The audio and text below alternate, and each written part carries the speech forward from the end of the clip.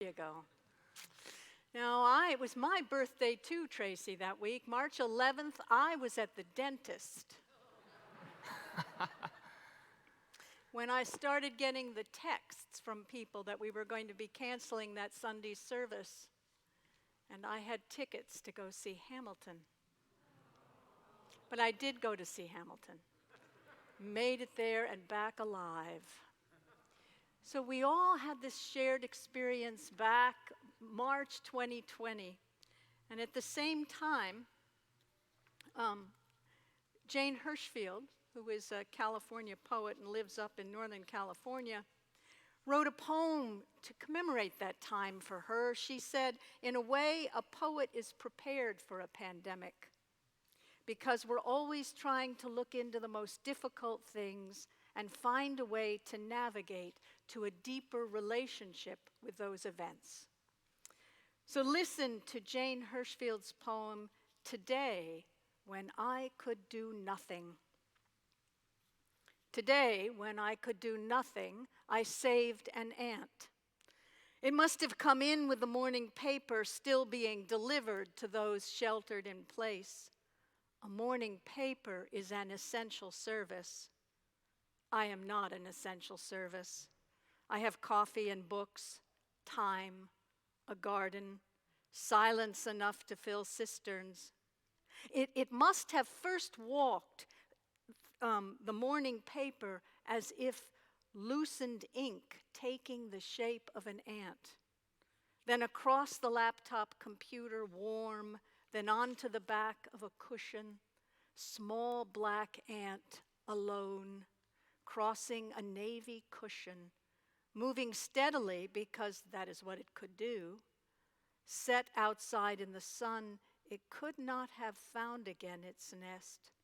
What then did I save? It could not move as if it was frightened, even while walking on my hand, which moved it through swiftness and air. Ant alone, without companions, whose ant heart I could not fathom. How is your life? I wanted to ask. I lifted it, took it outside. This first day, when I could do nothing, contribute nothing beyond staying distant from my own kind, I did this.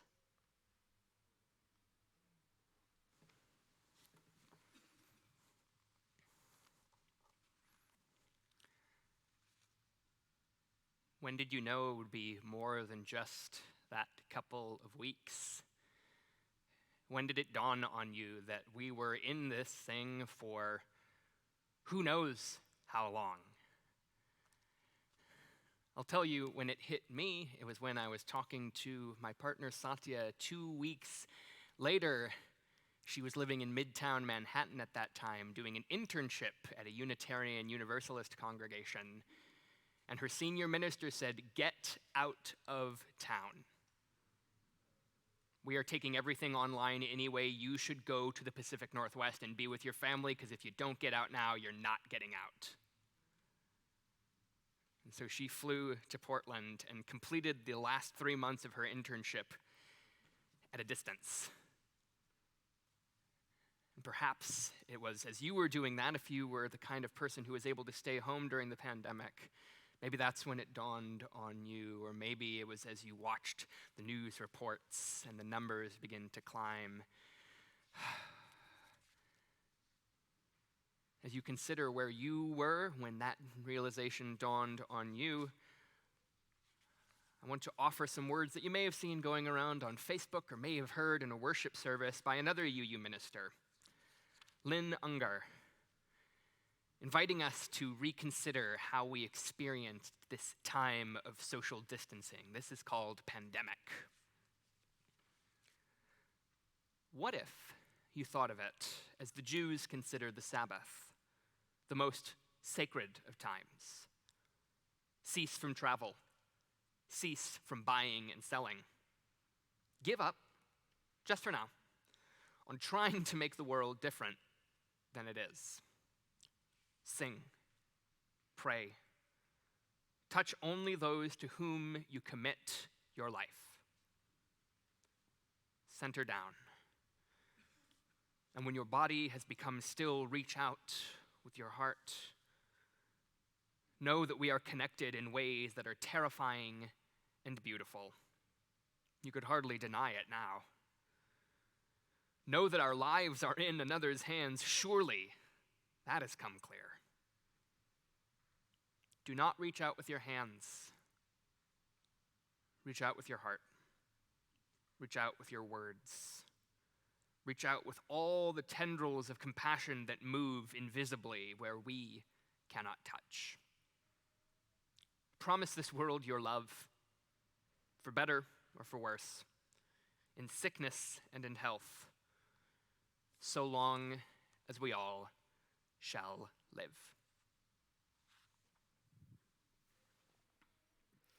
People talk about 2020 as being the worst year of their life. The worst year anybody ever had. I don't know if it's the worst year for all human beings of all time, but we are a remarkable species in our resilience. We have been through plagues, the Black Death. We have quarantined ourselves over centuries. We have emerged, and in the midst of it, terrible things have happened. I don't know where you were when you first started hearing what was happening, for example, in the nursing homes, what was happening to healthcare workers, what was happening to people in hospitals, when suddenly the interest of this new thing of collecting masks and being alone took a turn and pointed us to the suffering of people. And I remember the stories in particular of the couples in the nursing homes that died hours apart from each other, people who could not see their loved ones before they died. I have a friend who's a chaplain who spoke to people dying on an iPad outside in the hall. And as I thought of that, I remembered the worst year in Irish history was 1847, the time of the famine, when people were also quarantining from having something called the famine illness. There's an Irish poet named Evan Boland who was the head of the writing program at Stanford for many years. And she wrote this poem which just called forth to me those stories, called Quarantine. In the worst year of the worst season, of the worst year of a whole people, a man set out from the workhouse with his wife. He was walking. They were both walking north. She was sick with famine fever and could not keep up. He lifted her and he put her on his back. He walked like that, west and north, until at nightfall, under the freezing stars, they arrived. In the morning, they were both found dead of cold, of hunger, of the toxins of a whole history. But her feet were held against his breastbone. The last heat of his flesh was his last gift to her. Let no love poem ever come to this threshold. There is no place here for the inexact praise of the easy graces and sensuality of the body. There is only time for this merciless inventory. Their death together in the winter of 1847. Also what they suffered, how they lived, and what there is between a man and a woman, and in which darkness it can best be proved.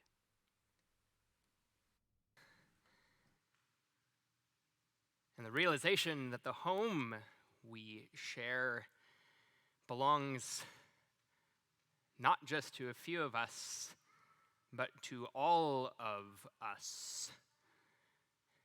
The realization that even as we are a resilient species, capable of incredible bravery in the face of disaster, we are also a species who are capable of not being willing to look at the realities around us. As on March 25th, 2020, an African-American man by the name of George Floyd spent more than 8 minutes with the knee of a police officer in his neck, saying, "I can't breathe," as he was killed by an act of police brutality. And isn't there something ironic about a man dying of not being able to breathe in the middle of a respiratory illness pandemic? And the opening of our eyes. And when I say our, perhaps what I really mean is my eyes. People like me, people who don't have to deal with that kind of thing, that kind of fear on a daily basis. Our eyes as a society to the fractures and the fault lines that lay underneath what we used to call normal.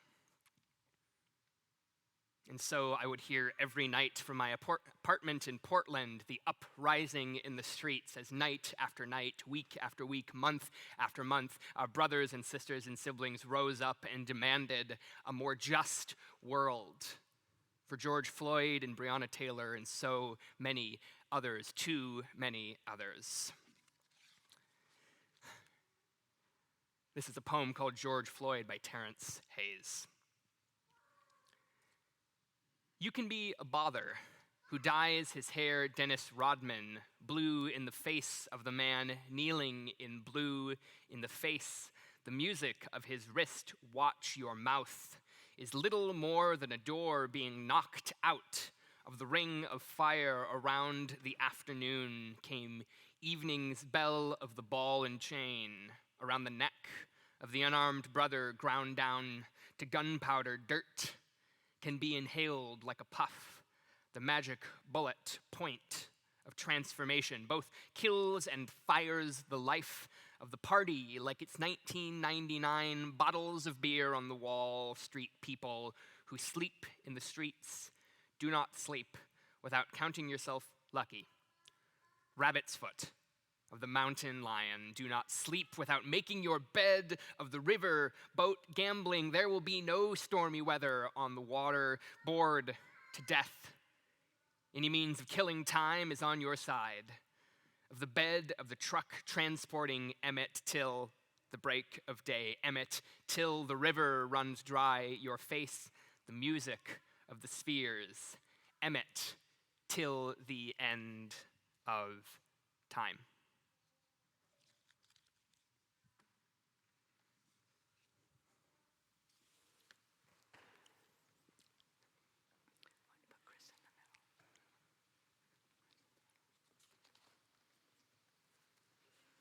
Native to Los Angeles, youth poet laureate Amanda Gorman, now age 23, but then 22 years old on January 20th.